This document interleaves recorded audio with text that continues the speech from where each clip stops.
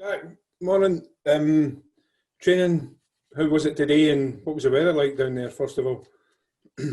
Yeah, obviously where we are, we bear the brunt sometimes of the climate weather anyway. So, fortunate in terms of facilities we have available to us, but we had to put training back slightly till we cleared all the snow off the AstroTurf and managed to clear an area that was big enough for us to do our last bit of work ahead of tomorrow.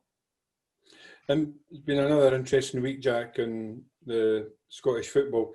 What was your take yesterday on the award of 3-0 victories to Motherwell on a couple of occasions in Hamilton after both Kilmarnock and St Mirren admitted their guilt in some circumstances anyway with the COVID regulations? It's quite straightforward, and from my own thoughts on it is I'm not going to use any more complicated language than to say that I don't agree that the punishment that those clubs have been given is befitting of the breaches. Simple as that. And the SPFL have deemed that it is a fitting punishment. We all have to adhere to that in terms of places within the league, but certainly from my point of view, I don't agree with it. I think it's a disappointing day for Scottish football that we've got to that point. But so be it. I'm sure it's going to happen again as the season goes on. Kilmarnock put a statement out last night, and they're limited in what they can do now. They can challenge it, but I think through the courts, because they say it was an independent panel that handed out the punishment. But it's very difficult to do so and come out with success. Should there have been a little bit more, maybe leniency is not the correct word, but a little bit more empathy towards what clubs are actually trying to do now and get so many people every week through COVID tests and get them onto a football pitch on a Saturday afternoon? Yeah, I mean, it's a similar answer as I've just given, and that, as I said, I just think that the severity of those punishments, I'm not sure, in my opinion, is in line with what has those clubs have breached in terms of protocol.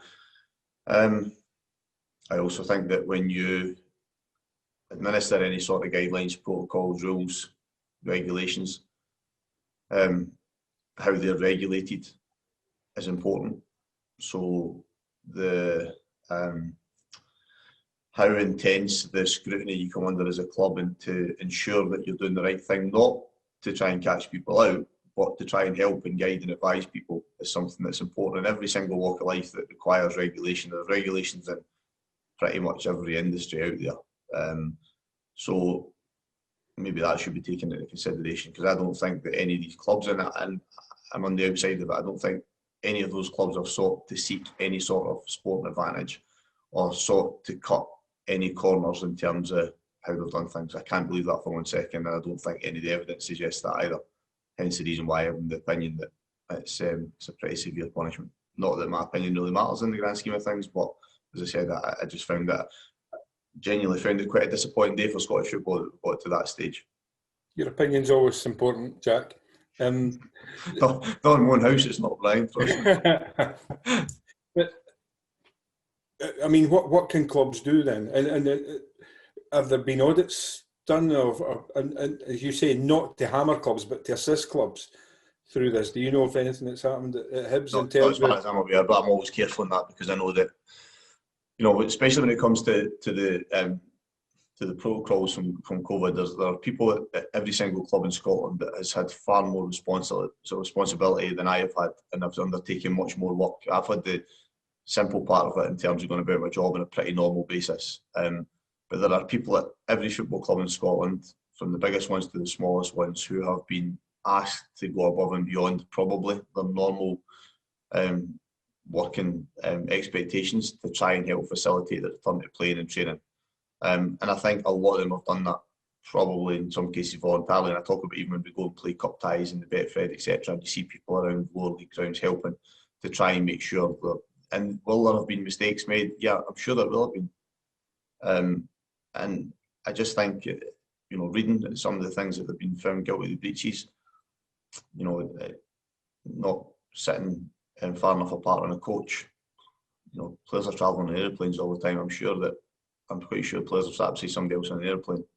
In terms of international travels, when teams have travelled, the national teams have travelled. So I just found, as I said, that my feeling yesterday was one of probably sadness and disappointment that we've reached the stage in Scottish football where we feel that a 3-0 victory should be awarded to clubs for something that, as I said, I think clubs have been trying to do their best in a lot of times in very challenging circumstances as well. Premiership clubs obviously have to test at least once a week at the moment, and yet Championship clubs in Leagues 1 and 2 don't have to test. Does that tell us that the protocols that the SPFL have issued are not fair across the board? They should be the same for every club. Yeah, I mean, there's a lot of things that I haven't been able quite to get my head around in terms of what we've been asked to do, but ultimately we want to keep playing football and we want the league to continue and we want to be able to go about our business on a weekly basis. So we've tried our damnedest to meet the requirements that we're asked to do. So as you mentioned, the testing, we do it at massive expense to the club, not just our club, every club. I think sometimes that has been forgotten about through this. The expense that we incur on a monthly basis is huge. And I think I read some comments from Stephen Robinson earlier on today talking about the impact even upon young players about playing games. So we've had a couple of bounce games. We had one last week, we've got one this week. So even to facilitate those games, we have to incur further testing to make sure that all the players fall within the number of days testing negative test result to be able to play in those fixtures, and also staff. So if I'm travelling one of those bounce games, I need to fall into that. So we have decisions to make at times. Say, do we organise a bounce match to ensure some of our younger players or our players that haven't been playing regularly get match time, balancing up against the cost of the club. So the clubs are doing an awful lot of things, and they've done an awful lot of things right. As I said, I keep mentioning about in difficult circumstances and at great expense to them as well. You'll be limited to the clubs you can play bounce games against, of course, because clubs in the lower leagues don't have to test unless they're playing Premiership clubs. Yeah, we basically, I mean, every Premiership manager will tell you that we are playing each other all the time because that's the only option we have. And as I said, it's not a line or a complaint. It's just that's the reality. Some of the challenges people haven't seen as well. And as I said, clubs are doing it to help try and facilitate games for younger players. Because if not, these players that are if they're not out on loan, they're not playing football at the moment, which isn't ideal. It's not great for their development as well. Jack, do you think teams will? On you go, Sheila. Sorry, Jack. Do you think teams will be reluctant to perhaps ask for postponements now if they have players self-isolating, etc., because of this risk of forfeit? I think it will certainly, I think it will be pushed on that way, Sheila. I think that if now that is a precedent that's been set, then it's one that you would like to try and avoid, even if you have a degree of confidence in what you've tried to do. So I know people will point to the fact that I think St Mirren and Kilmarnock have obviously admitted to some things they maybe could have done better. But I don't think they were seeking to gain any advantage by not doing so. And I think in hindsight, would they have fulfilled the fixtures? They could argue that the result might not have been any different because they had so many players unavailable. But certainly the way it's going is I would imagine clubs will do their utmost to try and play, even if it means they're playing with 13 players and a lot of younger players within the team. But as I said, I appreciate that it's been an unusual year, an unusual season, but it's a point in Scottish football I never thought we would get to. But I said, not a particularly pleasant one, I think, for us to be at. Obviously, St Mirren and Kilmarnock have been punished, but like the Motherwell have gained 6 points from it, which could, have a huge impact at the end of the season. Yeah, and look, but I mean, it's nothing to do with Stephen or his players or Motherwell as a club. It just so happens that they've been in the midst of these games that were forced to be postponed. So I'm sure they would argue that they believed they would win both games anyway. So that, as I said, is something that you can't prove either way. But I mean, certainly it potentially could have ramifications at the end of the season. You just don't know. You would hope that nothing would be decided at the end of the season based on a game that was awarded a 3-0 victory. And even the 3-0 scoreline is something that baffles me a little bit. I'm sure somebody out there would be willing to do the statistical work and try to find out how many times a team wins by 3 goals in the Scottish Premiership, especially if you take outside the Old Firm. How often does that happen? I would imagine in terms of percentage-wise, much less than perhaps a 1-0 scoreline or a 1-goal winning margin. So again, I'm at a loss to why 3-0 seems to be the scoreline. That's all right. But as I said, somebody's decided that's a fair way, and I'm not sure I agree. In terms of the football, obviously this month ahead is crazy in terms of fixtures. It looks like 10 or so before the start of January for you. Is it important really to make sure you start building a bit of momentum? Well, I think we've had that really. I mean, I don't think we've not been perfect, but we've had a pretty good season to date. We've not lost many matches. We've progressed to the quarterfinals of the League Cup by winning every game, group stage and knockout round. We've put ourselves in a really competitive position in the league. So I think we feel in a good place going into the schedule. It's just making sure we've got everybody available and ready to go. That's why we've been playing and trying to organise a couple of reserve games recently, because we know over that month of December we are going to have to need players. We've got a couple that are close to suspension.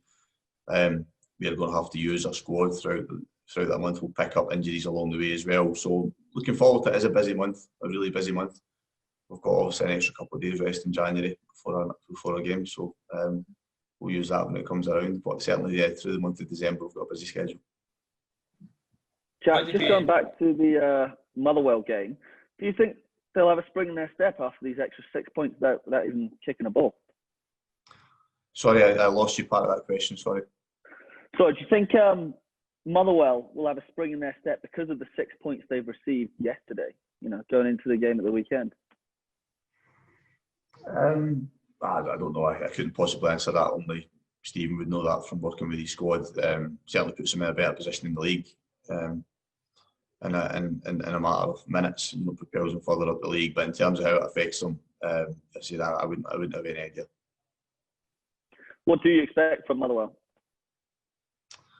I think that the team that's proven over the course of the last year, and that year in particular, that they're a good side. I think that they have two current Scottish internationalists who have helped us progress to a major tournament. So they have quality within their side as well. And I think it's probably like we all search for in the Scottish Premiership is consistency, maybe that they've searched for this season in terms of building a run or a winning run. So it's been a difficult venue for us to go to as a club in recent times.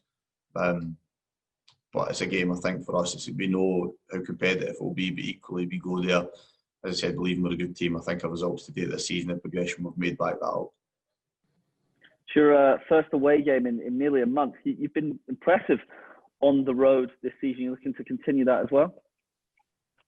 Yeah, very much so. I think when you build a winning run or picking up points away from home, it stands you in good stead to have a successful season, because we'll always believe that we will be good at Easter Road.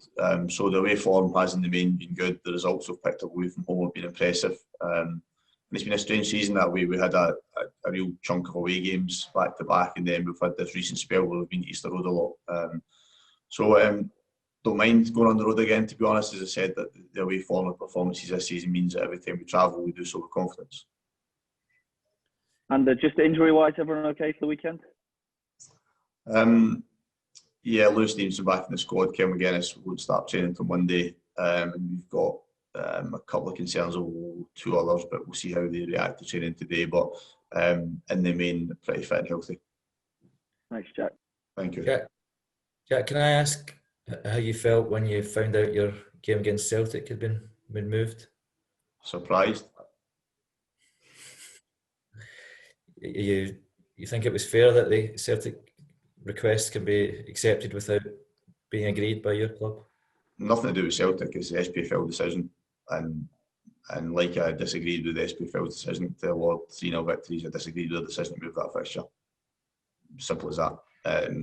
So it had nothing to do with Celtic as a club. Well within the rights to request a fixture change for whatever reason they see fit, like any other club in the league would do. The SPFL's reasoning and explanation behind it is weak, but I disagree with it. But nothing we can do. We've got to accept it. As I said, it was. I don't think it was handled properly by them, but it's done now. I say we'll move on and we'll deal with the game when it comes around. What effect will it have on you? I mean, obviously it's probably the game after. Will it? You'll have less time to prepare for that one. Is that the biggest? It won't. Like, when it comes around, it'll be fine, and the game we play afterwards will be okay. It won't have a. It's not going to have.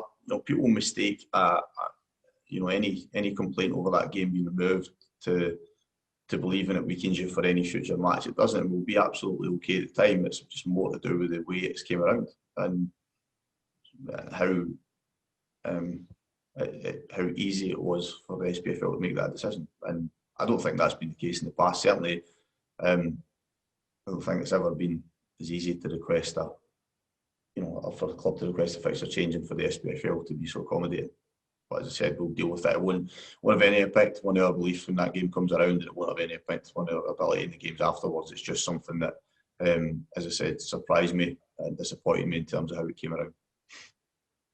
Thank you. Just on the game tomorrow as well, with everything that sort of went on this week, you had a chance perhaps on Monday to go 11 points clear of Motherwell, and now the gap could be as close as 2 by the end of play Saturday. Does that just highlights the bizarre nature of the week, but also how big this game is now?